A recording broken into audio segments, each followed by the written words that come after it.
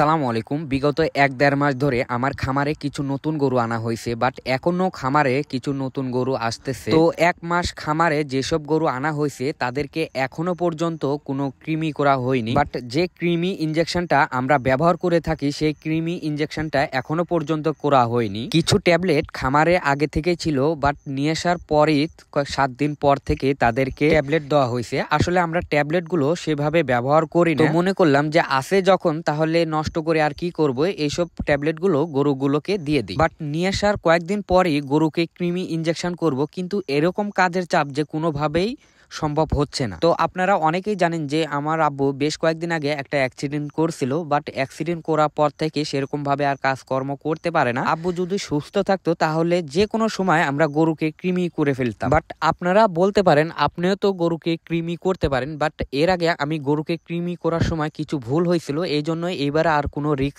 নেইনি। এই জন্য দীপ ভাই আর ইউনুস স্যারকে বেশ কয়েকদিন ধরে বলতেছি, তাদেরও অনেকটাই চাপ, এই জন্য আসতে পারতেছে না। তো আমিও বলতে বলতে ইউনুস স্যারেরও বিরক্ত লেগে গেছে। অবশেষে স্যার বলে যে আমি এই তারিখে বিকেলে তোমার খামারে যাব। তো আলহামদুলিল্লাহ খামারে আসার পর আমাদের সিদ্ধান্ত ছিল যে ৫-৭টা গরুকে করব, কিন্তু আমার আগের গরুগুলোকে কৃমি করা অনেক দিন হয়ে গেছে, তো মনে করলাম যে সবটা গরুকে কৃমি করব। তো আলহামদুলিল্লাহ আল্লাহর অশেষ রহমতে সবটা গরুকে কৃমি করা কমপ্লিট হয়ে গেছে।